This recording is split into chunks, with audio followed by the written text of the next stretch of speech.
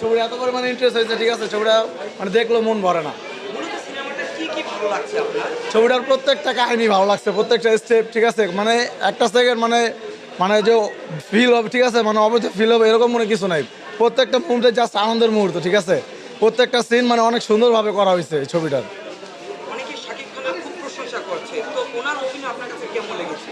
আমি বলবো শাকিব খানের লাইফের বেস্ট ছবি হচ্ছে এটা, ঠিক আছে। গত এই গত যে 2-3 বছর যাবত যে ছবিগুলো করতেছে তার থেকে ওয়ান অফ দ্য বেস্ট ছবি হচ্ছে এটা, ঠিক আছে। আপনার কি মনে হয় যে তুফানের চাইতো সে হ্যাঁ, তুফান এটার কাছে কিছুই না। তুফান এটার কাছে টিকতে পারবো না।